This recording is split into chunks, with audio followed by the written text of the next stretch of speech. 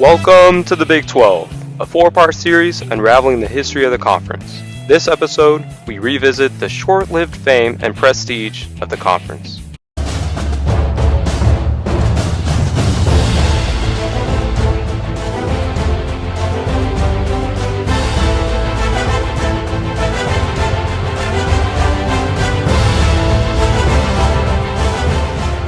I'm a man! I'm 40!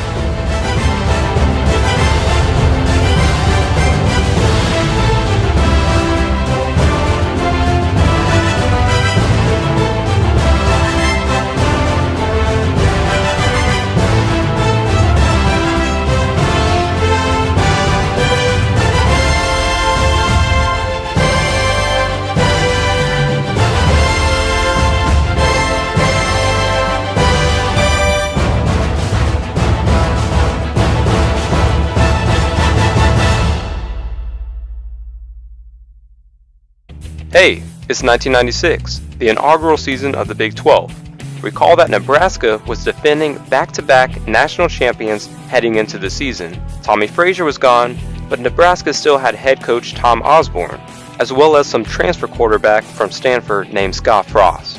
Maybe you've heard of him. Nebraska kicked off the season ranked number 1 in the nation. Despite getting spanked by Sparky, Nebraska still had a shot for the national title. Here's why. For basically a century, all the way until the 90s, forget a playoff, college football didn't have a championship game. It was all about the polls and bowls, which had certain conference tie-ins. In 1992, however, the Bowl Coalition would be created to try to create a national championship, number 1 versus number 2. Only one problem, the granddaddy of them all. The Rose Bowl, worried about their TV contract with ABC, mandated that the Big Ten and Pac-10 champions still needed to play in the Rose Bowl like they always had. So they would not be part of this new Bowl Coalition. Now, just 3 years later in 1995, the Bowl Coalition was later replaced with the Bowl Alliance. But no, that didn't solve the Rose Bowl issue either. Oh, and mid-majors, teams outside of the premier conferences, were not part of this system at all. Hall of Fame BYU coach Lavelle Edwards wasn't too happy, and rightfully so. Anyway, back to the story. Arizona State was in the Pac-10, so Nebraska could play in the supposed national championship game against Florida State. Even better, Arizona State lost the Rose Bowl, so they couldn't even claim heir to the throne as well. There was only one more game for Nebraska, the inaugural Big 12 championship game. It's okay though, it's just against some measly 7-4 newbie from Texas. Go to the onside kick as quickly as they can. Frost. Fumble! There it is! Texas has done it! The Longhorns would win the first ever Big 12 championship. It's 1997, and surprise, Nebraska was back. Undefeated, 13-0, Big 12 champs for the first time, and national champions. The national championship game wasn't even close. But wait, Tennessee was number 3, and Nebraska was number 2? Who was number 1? The Michigan Wolverines, who were also 13-0. With the Bowl Alliance still in effect, it was an absolute shame we didn't see the Michigan-Nebraska matchup we all deserved. Michigan, led by Charles Woodson, the last non-offensive player to win the Heisman, would win the Rose Bowl and remain number 1 in the AP poll and would be declared national champions by that poll. As for Nebraska, after such a decisive win against number 3 Tennessee, the coaches poll would move Nebraska up to number 1 and declare the Cornhuskers as national champions. It was a tie, an absolute tragedy. The failures of the Bowl Coalition and Bowl Alliance would be no more after this season. It's 1998, and it was time for a new era of college football.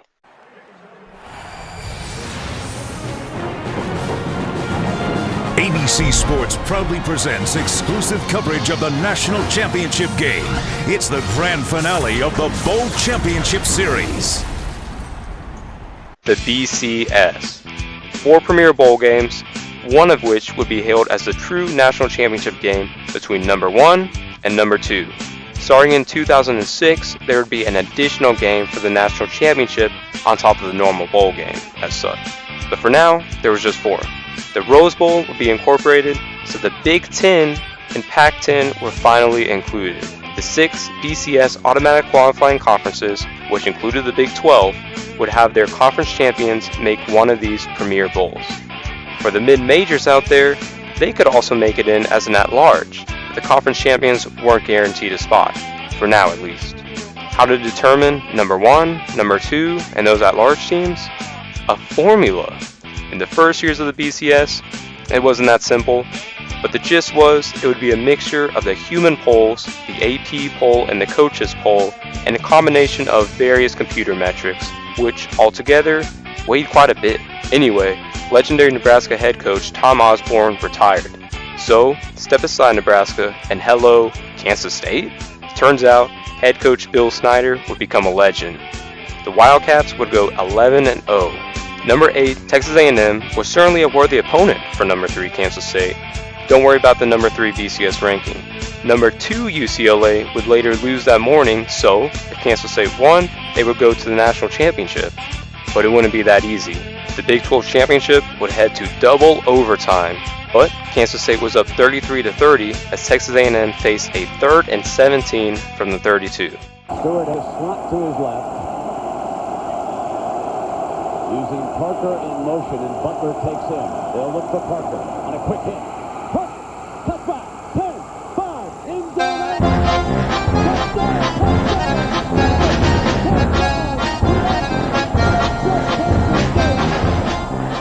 Texas A&M upset the Wildcats and won their first Big 12 championship.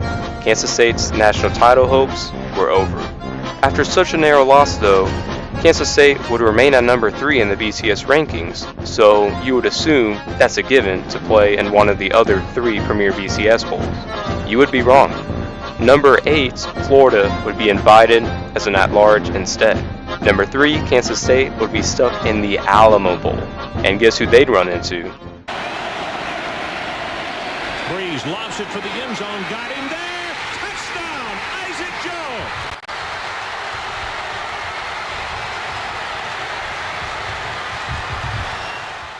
Purdue, led by Drew Brees, upset Kansas State and yet another heartbreaker for the Wildcats.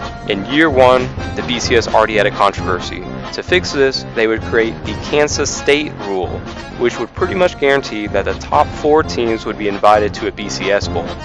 Problem solved. Also, Texas running back Ricky Williams would win the Big 12's first ever Heisman Trophy. Seriously though, Ricky could run. It's 1999. Nebraska is back.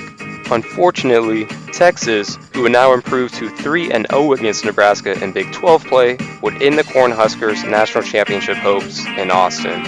See how pesky Texas is turning out to be for Nebraska? It extends further than you think.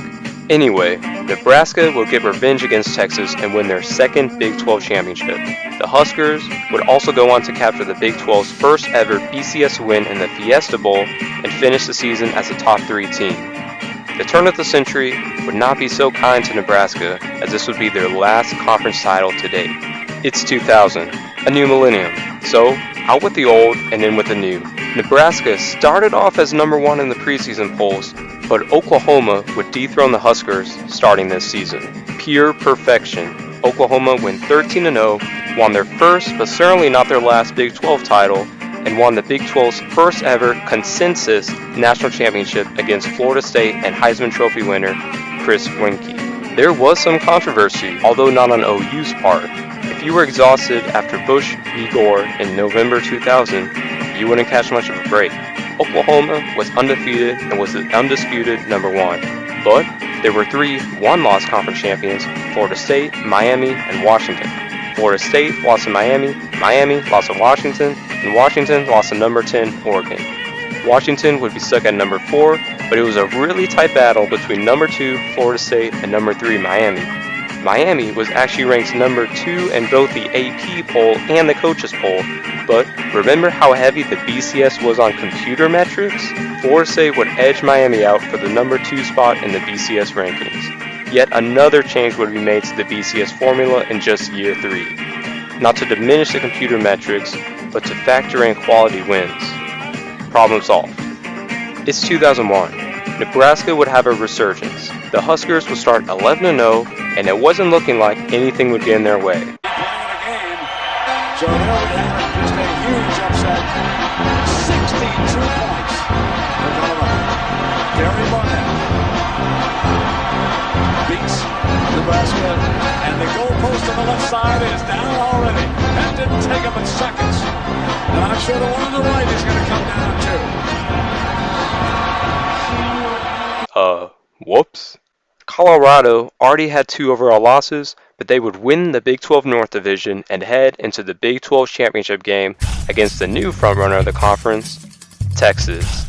The Longhorns lost to rival Oklahoma, but they would recover, finish 10-1, and be ranked number 3 in the BCS rankings heading into the Big 12 championship against Colorado, who they had already crushed 41-7 earlier in the season. Better yet, number 2 Tennessee would lose in the SEC championship, so the path to the national championship was right at Texas' doorstep. Texas had a quarterback controversy though. Well, they did in 2000 between the more experienced Major Applewhite and Chris Sims, the son of legendary Phil Simms, which would lead them into a quarterback committee mainly led by Applewhite. Heading into 2001 though, Sims would win the battle as a junior over Applewhite and be the starter. And besides the Oklahoma game, Sims was having a great year. Unfortunately against Oklahoma from 2000 to 2002, Sims would throw 0 touchdowns and 8 interceptions and never surpass 200 yards in a game. But this was just Colorado, right? Texas still harboring hopes of making it to the Rose Bowl. Ralphie running. Chris Brown was running. Game tied at 7. Cedric Benson had a touchdown run for Texas, but then Chris Sims, after a great start, really started to come apart. Here he's intercepted by Aaron Killian. The long return sets up the TD. Sims intercepted again by Joey Johnson. Another return that's led to a touchdown. Sims picked again for the 3rd time. This time Medford Moore, who runs it back down the sidelines, picks up excellent blocking, breaks the tackle right here. 64 yards for the touchdown score. Sims, 4 turnovers, led to 26 first half points for Colorado in the previous 6 games. Texas only turned it over 4 times total. So at 29-10, here comes Major Applewhite off the bench and finding B.J. Johnson. Yeah, he's in there for the injured Chris Sims, and he puts the ball right on the money for the touchdown, and Applewhite has the team a little touchdown game at 36-30, same score late. Colorado has to punt it back to Texas, and Mark. UT Philip Geiger roughs the Buffalo punter Mark Barisell. Mac Brown on the sideline just losing his mind.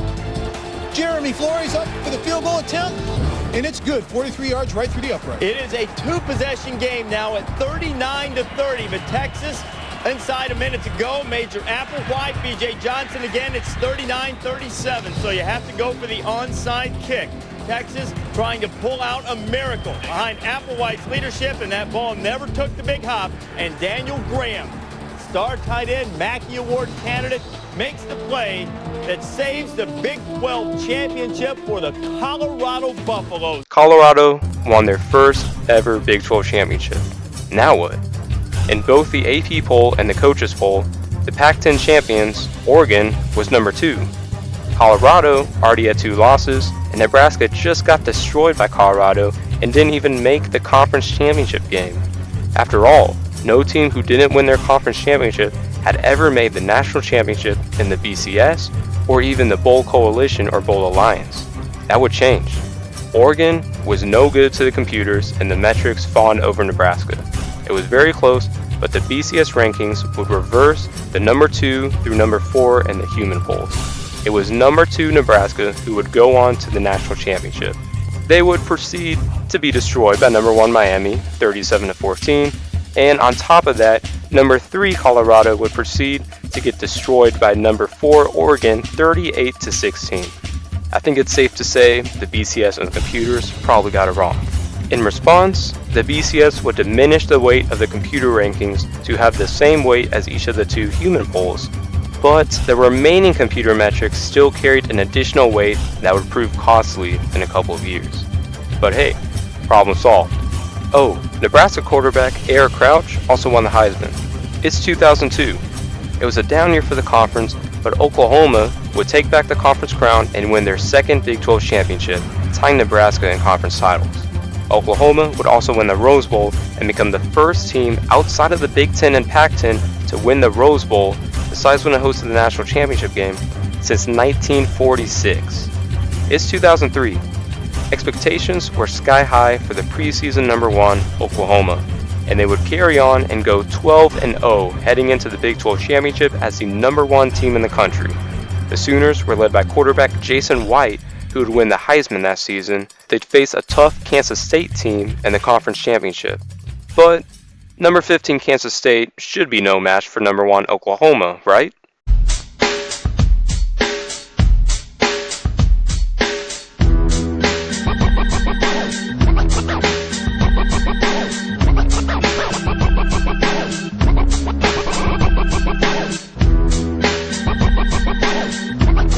Congratulations go out to Kansas State. The seconds tick away. Bill Snyder has won his first Big 12 championship. Kansas State demolished number 1 Oklahoma 35-7 to capture their first Big 12 title. The Sooners would fall to number 3 in the Coaches Poll behind number 1 USC and number 2. And the AP poll couldn't agree more. LSU had lost to Florida at home 19-7 earlier in the season, but came off with a huge 34-13 win against Georgia, who was ranked number 7 in the BCS rankings, and the SEC championship. As for USC, the Trojans dominated, except for a road triple overtime loss at Cal. Remember how the weight of the computer rankings was diminished, but there were still other computer metrics like strength of schedule and quality wins? Surprise, surprise. In the smallest margin between number 2 and number 3, as well as between number 1 and number 3, in this old BCS formula, it was the computers that would decide the outcome. Just like 2 seasons ago, they would reverse the order of 3 teams that was agreed upon in both of the human polls. USC, yet another Pac-10 champion, would be left out of the national championship. And boy, was USC upset. Rightfully so. Link to the article in the description. LSU would defeat Oklahoma in the BCS National Championship game, and Nick Saban would win his first, but obviously not last, national championship. But wait, USC, led by head coach Pete Carroll, would be declared national champions by the AP poll. USC's season wasn't over. They would actually get a very respectable matchup against number 4 Michigan in the Rose Bowl, and USC would win by twice as much as LSU did in their match. The AP poll was impressed, and USC would retain their number 1 spot and be national champions as well. And so, it happens. A split national championship. If you were curious, the coaches poll, who also had USC number 1 before bowl season, shifted dramatically to put LSU number 1. This was because the voters behind the coaches poll, you guessed it, college coaches themselves, were required by contract to rank the BCS national champion, in this case LSU, number 1. However, for the first time ever, it wasn't unanimous. 3 coaches, including legendary head coach Lou Holtz, voted for USC, breaking their contract. Maybe Lou Holtz thought his SC was a real USC, but regardless, he was an SEC coach who went out of his way to vote for the champion of a different conference to be the national champion. Respect greatness. As for the AP poll, they clearly disagreed with the BCS, but they could live with the split national championship of 2003. What happened next year, though, would be a different story. But it's okay, the BCS came to the rescue. In a much simpler formula, the 2 human polls would both account for 1/3 of the rankings, while the computer rankings would only give 1/3. Problem solved. It's 2004. Heisman Trophy winner Jason White was back under center, and Oklahoma was electric, going 12-0 en route to their 3rd Big 12 title, the most for any school in the conference. Only one thing stood in their way. Remember USC? And as they say, the rest is history. That's right. 4th and short. Lindale White's got the short. He might have the touchdown.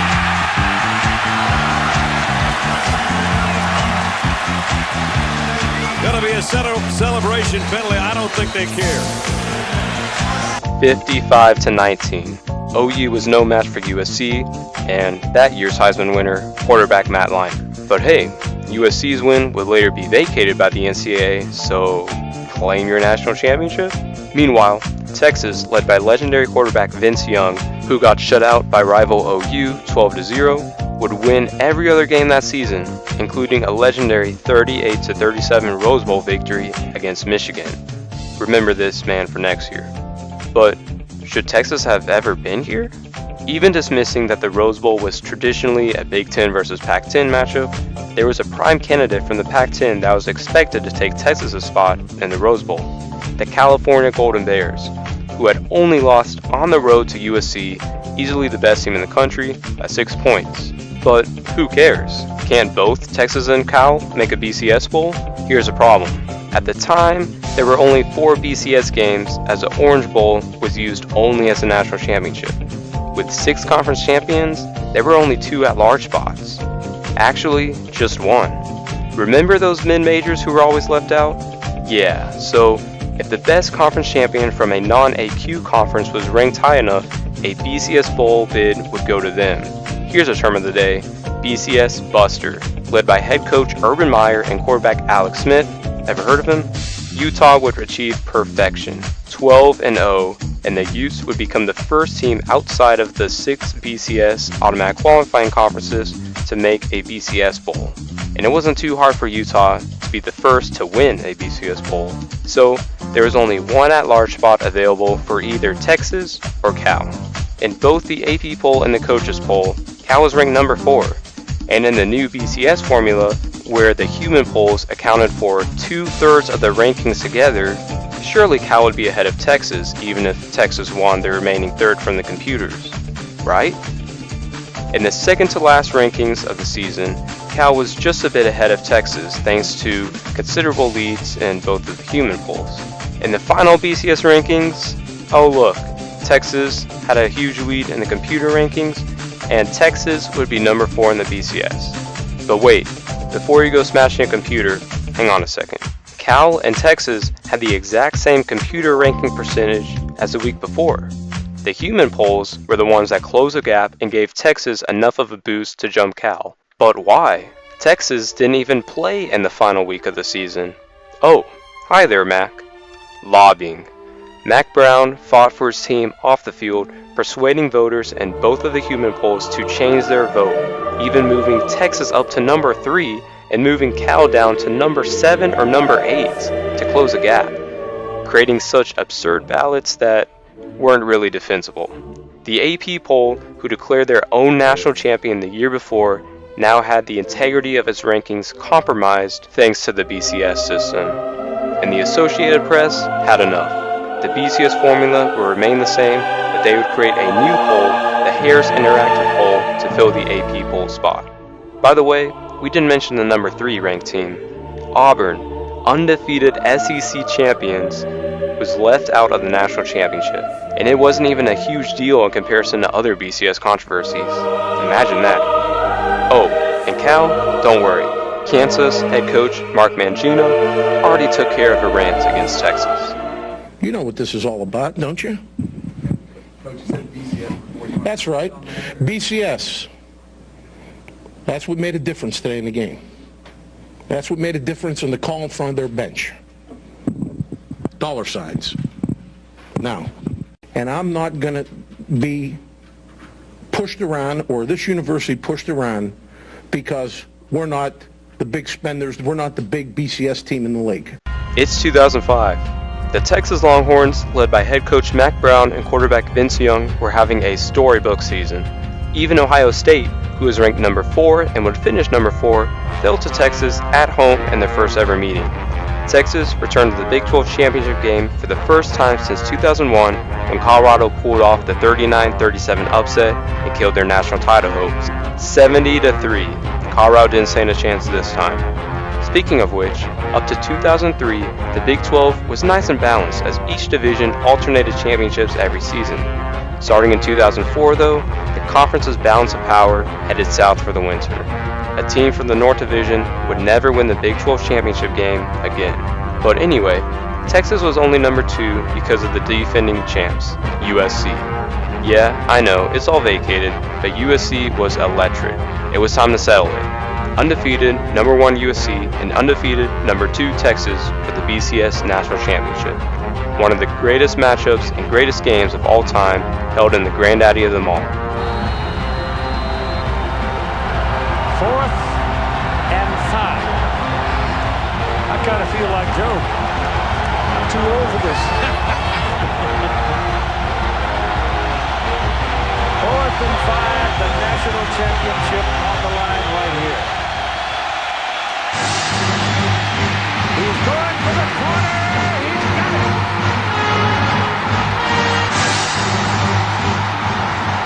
And yet another Rose Bowl thriller for the second straight year, quarterback Vince Young led the Longhorns to victory.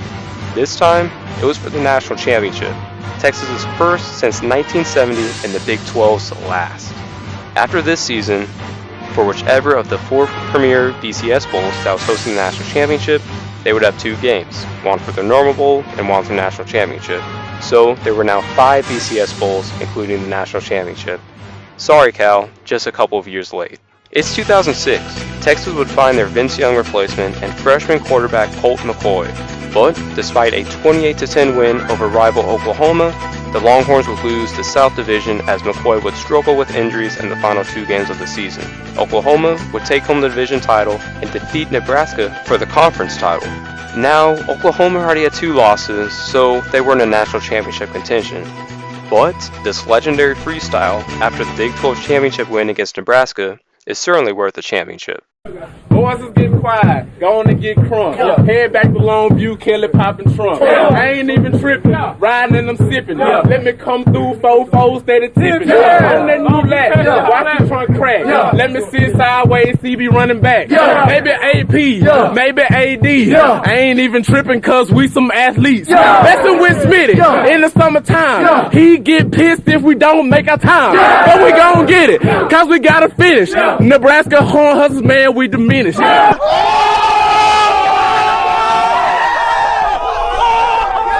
Link to the full rap in the description. But the season wasn't over yet. Oklahoma would face a 12-0 Boise State team out of the WAC in the Fiesta Bowl and the second non-AQ team to ever make a BCS Bowl. And if you like trick plays, you better pay attention.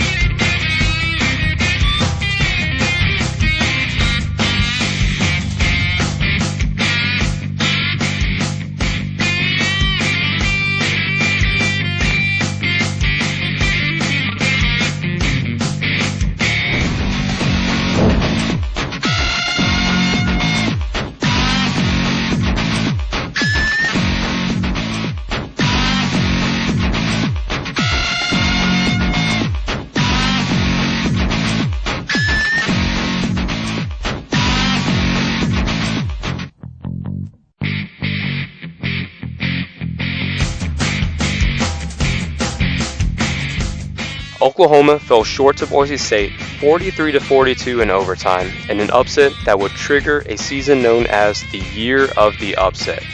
It's 2007, that year of the upset. Oklahoma, led by freshman quarterback Sam Bradford, will get revenge against Texas and Colt McCoy, who had a sophomore slump.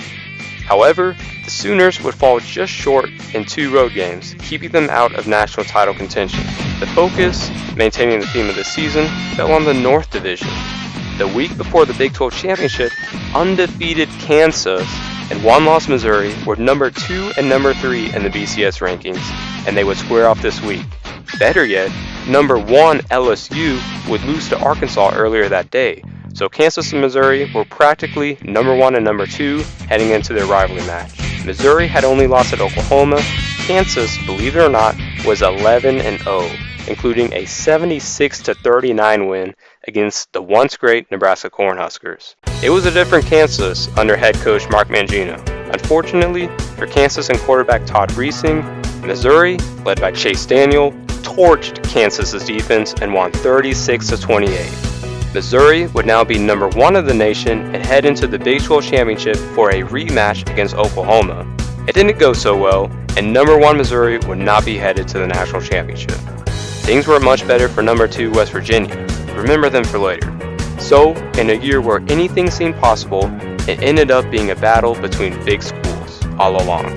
I guess in a way it worked out because LSU would be the first consensus national champions with 2 losses since 1960, and is still the last one to this day. Oh, and Oklahoma got torched for yet another Fiesta Bowl loss. Kansas, meanwhile, would finish the season 12-1 with a Orange Bowl win. Good times for KU football. But now, it's 2008, and you could forget about the North Division.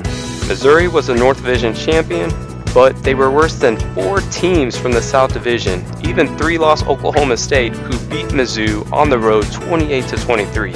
Unfortunately for Oklahoma State, they would lose to the 3 top teams in the Big 12 South, who coincidentally were ranked number 1, number 2, and number 3 in the nation in order at the time they played them. As for the top 3 teams, buckle up. In a memorable rivalry shootout between number 1 Oklahoma and sophomore quarterback Sam Bradford and number 5 Texas and junior quarterback Colt McCoy, Texas was victorious 45-35. Remember that score for later.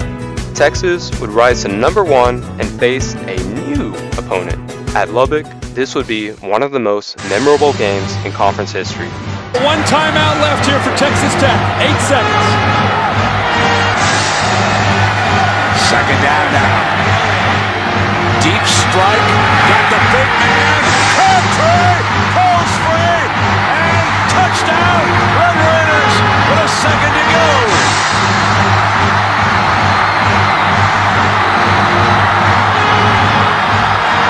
Thanks to the Crabtree catch, Texas Tech upset Texas 39-33.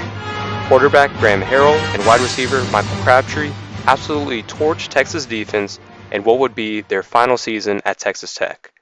Texas Tech would rise to number 2 nationally, but have to travel to Norman to play number 5 Oklahoma.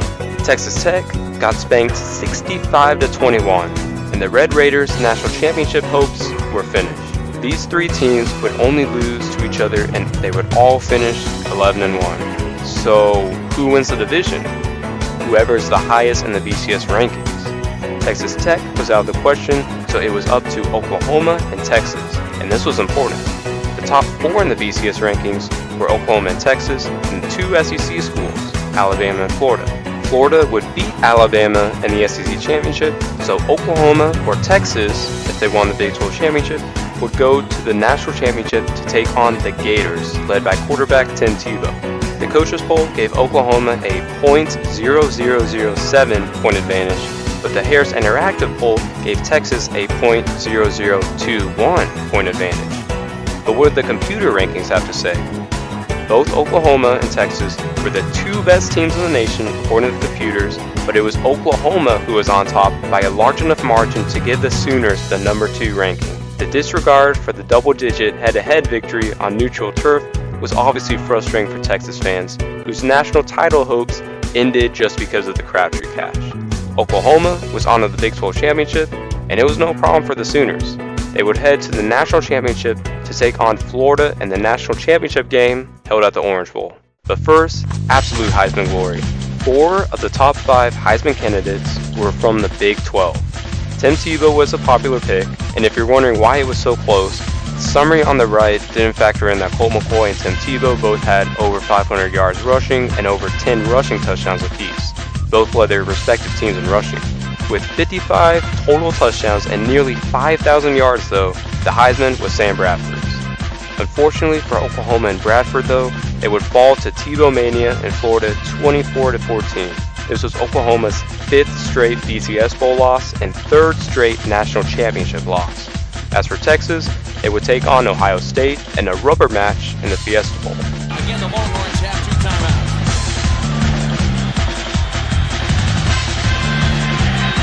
Over the middle! Oh! Touchdown, Texas! And what a way for Quan Cosby to end his Longhorns career. Texas won 24-21. While they would lose wideout Quinn Cosby, they would return roommates quarterback Colt McCoy and wideout Jordan Shipley the following season. Oh, and Sam Bradford and Tim Tebow were coming back as well for our grand finale of the episode. It's 2009. You already know the preseason top 3. Unfortunately, tragedy would strike for Oklahoma quarterback Sam Bradford. He would get injured early in the BYU game. Bradford did return against Baylor and start against Texas, but he would get injured early in that game too. Oklahoma would finish 8-5 with freshman quarterback Landry Jones taking over. As for Texas, the Longhorns would go undefeated, riding a 12-0 record into the Big 12 championship. With number 1 Florida and number 2 Alabama playing in the SEC championship again, one would advance as the number 1 seed with the other one out. As for undefeated TCU, Cincinnati, and Boise State, they were mid-majors, so they wouldn't pass Texas if the Horns could hang on and win. All 3 of them would make BCS bowls. Boise State beat TCU, Cincinnati would lose to the SEC runner-up. That SEC runner-up would be Tim Tebow in Florida, as Alabama would roll over the Gators for their first SEC title in 10 years. Led by Heisman running back Mark Ingram, Bama was number 1, and they would appear in their first ever BCS championship game, certainly not their last. Texas would take on 3-loss Nebraska, who maybe wasn't much to fear offensively, but their defense was flat out ferocious. Oh yeah, it was another tight Heisman race. The running back stole the show, and Mark Ingram would win the Heisman. Tim Tebow was a candidate, but the only other shoe candidates were Texas quarterback Colt McCoy and Nebraska defensive end Ndamukong Suh, who would face off in the Big 12 championship game. The Heisman Trophy isn't exactly an award for defensive players, but Suh was that dominant. There wouldn't be much scoring in the Big 12 championship. Nebraska couldn't find the end zone, but the Cornhuskers led 12-10 against Texas in the final seconds of the game. Play, and in 7 seconds, Texas in field goal range. On 3rd and 13, with about 8 seconds to go, McCoy very casually rolls out, throws it out of bounds. You see the clock hits all 0. Bo Pelini, the Huskers believe they won the football game, but we look at it again, and they went to the replay, reestablished the clock, and indeed, there was 1 second left. Mac Brown's insisting he can count. There is, and here comes Hunter Lawrence, the senior out of Texas, who had been 21 of 24 on the season. He makes the most crucial field goal of his career and of Texas's season, 13-12. Oh, hello again, Mac. When it looked like Texas's hopes had expired, it turns out Mac was right. There was only 1 second left on the clock, and Texas would hang on to win 13-12. Texas would return to the Rose Bowl for the national championship after winning it there 4 years ago, the last time the Rose Bowl hosted the championship. Colt is hurt. Colt is hurt. That means the untested freshman, that's Garrett Gilbert. He's right out of Austin.